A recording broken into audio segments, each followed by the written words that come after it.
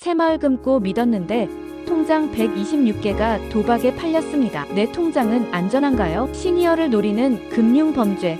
지금 확인하세요. 안녕하세요, 어르신 여러분. 오늘은 조금 충격적인 이야기를 전해드려야겠습니다. 우리가 오랫동안 믿고 거래해온 새마을금고, 그 안에서 일어난 믿기 힘든 범죄 이야기입니다. 여러분의 통장이 도박 사이트에 팔려나갈 수 있다면 믿으시겠습니까? 실제로 일어난 일입니다. 그것도 우리가 가장 믿었던 금융기관에서 말이죠. 오늘 이 영상을 끝까지 보시면 여러분의 소중한 재산을 지키는 방법을 확실히 알게 되실 겁니다. 2021년부터 2023년까지 무려 2년 동안 대구 달서구에 위치한 새마을금고에서 상상할 수 없는 일이 벌어졌습니다. 새마을금고의 전무, 상무, 부장 이런 임원급 직원들이 무려 126개의 대포 통장을 만들어 불법 도박 사이트 운영 조직에 넘겼습니다. 126개입니다.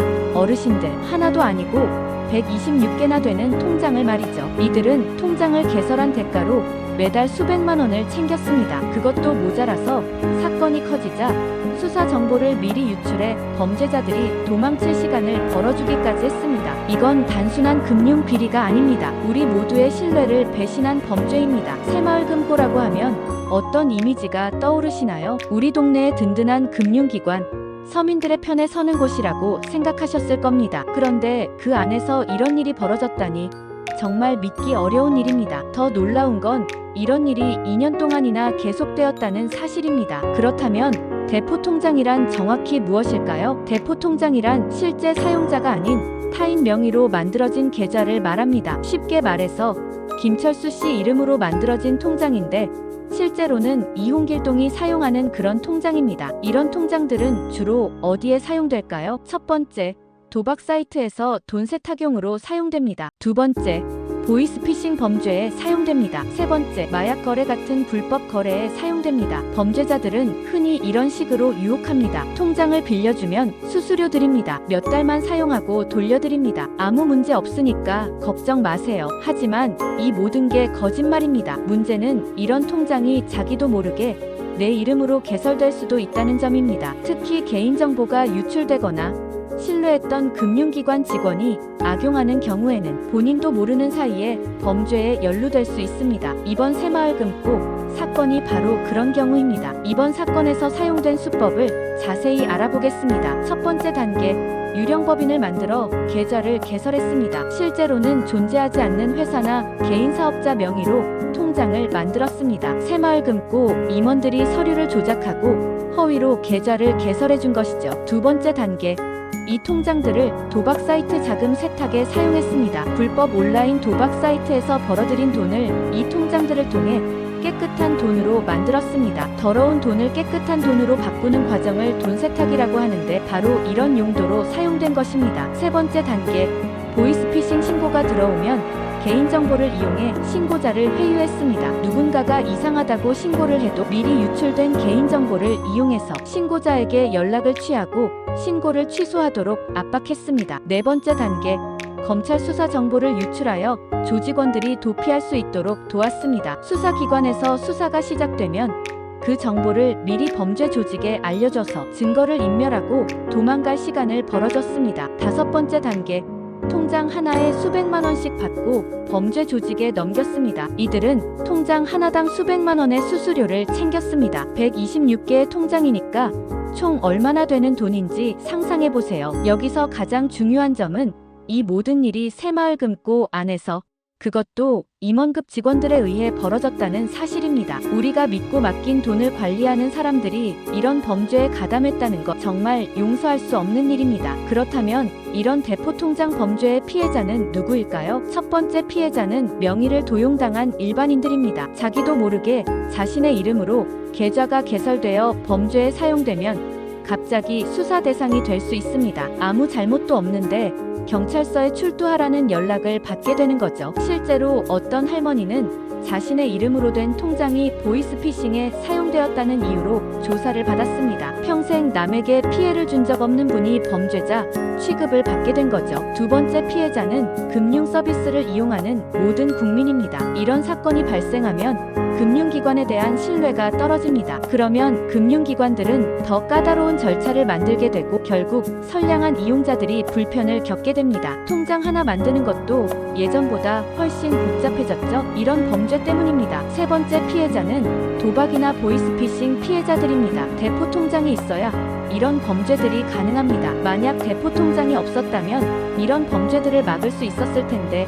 결국 더 많은 피해자가 생기는 결과를 낳았습니다. 네 번째 피해자는 새마을금고를 믿고 이용했던 조합원들입니다. 새마을금고는 조합원들의 출자금으로 운영되는 곳입니다. 그런데 그 돈을 관리하는 임원들이 이런 범죄에 가담했다니 조합원들 입장에서는 배신감을 느낄 수밖에 없습니다. 특히 어르신들의 경우 금융기관을 바꾸는 것도 쉽지 않은 일인데 이런 일을 당하면 정말 난감합니다. 왜 시니어분들이 이런 범죄에 더 조심하셔야 할까요? 첫 번째 이유는 의심 없이 지인이나 금융직원을 신뢰하는 경향 때문입니다. 어르신들은 오랜 세월 신뢰를 바탕으로 살아오셨습니다. 그래서 은행 직원이나 금융기관 사람이 뭔가를 부탁하면 의심 없이 도와주려고 하시죠. 하지만 지금은 그런 선량함을 악용하는 사람들이 있습니다. 두 번째 이유는 문자나 전화로 오는 금융 관련 사기에 취약하기 때문입니다. 요즘 금융 사기는 점점 정교해지고 있습니다. 진짜 은행에서 보낸 것처럼 문자를 보내고 진짜 은행 직원인 것처럼 전화를 걸어옵니다. 젊은 사람들도 속을 정도로 정교한데 디지털에 익숙하지 않은 어르신들은 더욱 주의하셔야 합니다. 세 번째 이유는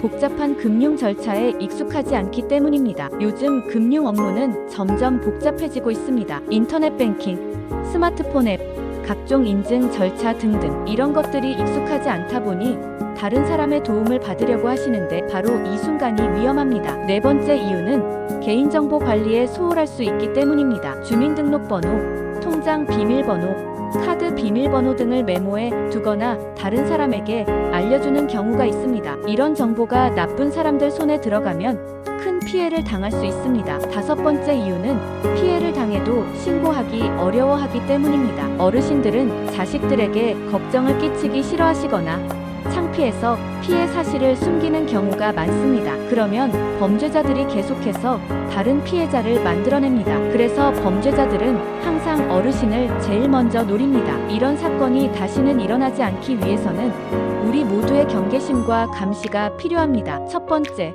통장 개설 시 반드시 목적을 확인하세요. 누군가가 통장을 만들어 달라고 하거나 통장을 빌려 달라고 하면 절대 안 됩니다. 설사 가족이나 가까운 지인이라도 마찬가지입니다. 본인이 직접 사용할 목적이 아니라면 통장을 만들면 안 됩니다. 두 번째, 전화나 문자로 오는 금융 요청은 무조건 의심하세요. 은행에서 전화가 와서 개인정보를 묻거나 돈을 이체하라고 하거나 새로운 서비스에 가입하라고 하면 일단 의심해야 합니다. 진짜인지 확인하려면 전화를 끊고 해당 은행에 직접 전화해서 확인하세요. 세 번째, 금융기관 내부 비리를 알게 되면 바로 신고하세요. 금융기관 직원이 이상한 제안을 하거나 불법적인 일을 부탁하면 즉시 금융감독원이나 경찰에 신고해야 합니다. 그냥 넘어가면 더 큰 피해가 발생합니다. 네 번째, 본인 명의로 어떤 계좌가 개설되어 있는지 주기적으로 확인하세요. 금융감독원에서 제공하는 내 계좌 한눈에 서비스를 이용하면 본인 명의로 개설된 모든 계좌를 확인할 수 있습니다. 모르는 계좌가 있으면 즉시 해당 은행에 연락해서 확인하세요. 다섯 번째, 개인정보를 철저히 관리하세요. 주민등록번호, 통장 비밀번호, 카드 비밀번호 등을 함부로 알려주면 안 됩니다. 메모해둘 때도 다른 사람이 볼 수 없는 곳에 보관하세요. 여섯 번째, 피해를 당했을 때는 즉시 신고하세요. 창피하다고 숨기지 마시고 즉시 경찰이나 금융감독원에 신고하세요. 빨리 신고할수록 피해를 줄일 수 있습니다. 그리고 무엇보다 중요한 것은 절대로 통장을 남에게 빌려주지 마세요. 아무리 가까운 사이라도 아무리 급한 일이라도 절대로 통장을 빌려주면 안 됩니다. 이 사건에 대한 법원의 판단을 살펴보겠습니다. 법원은 새마을금고 전무에게 징역 4년을 선고했습니다. 상무에게는 2년 6개월, 부장에게는 집행유예를 선고했습니다. 또한 대포통장 유통 총책에게는 3년에서 3년 6개월의 실형과 14억 원 이상의 추징을 명령했습니다. 하지만 검찰은 형이 너무 가볍다며 항소했습니다. 검찰이 항소한 이유는 무엇일까요? 첫째, 이 사건이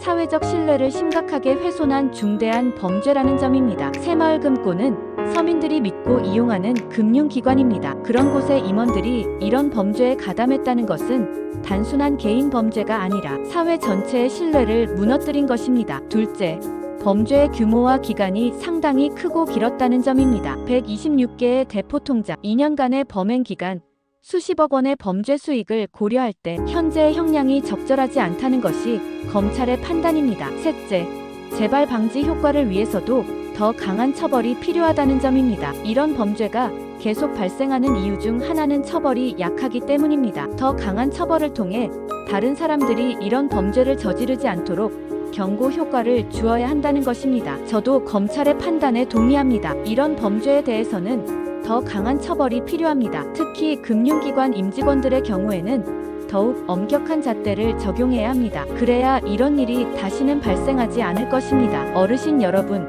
우리는 어려운 시절을 살아오며 신뢰와 성실을 기반으로 살아오셨습니다. 그 믿음과 성실함이 우리나라를 지금의 모습으로 만들어주셨습니다. 하지만 지금의 세상에는 그 믿음을 악용하는 자들이 있습니다. 이번 새마을금고 사건을 통해 우리가 반드시 기억해야 할 점은 내 통장은 내가 지켜야 한다는 사실입니다. 아무리 믿을 만한 사람이라도, 아무리 급한 일이라도 절대로 통장을 빌려주시면 안 됩니다. 의심스러운 전화나 문자가 오면 가족이나 경찰에 먼저 상의하세요. 그리고 정기적으로 본인 명의의 계좌를 확인하시고 이상한 점이 있으면 즉시 신고하세요. 여러분의 소중한 재산은 여러분이 직접 지키셔야 합니다. 지금 이 영상을 보신 여러분이라면 더 이상 이런 범죄에 속지 않으실 거라 믿습니다. 영상이 도움이 되셨다면 좋아요와 구독 부탁드리고 주변의 어르신들께도 이 사실을 꼭 공유해주세요. 우리의 노후는 우리가 지킵니다. 다음 영상에서 더 중요한 정보로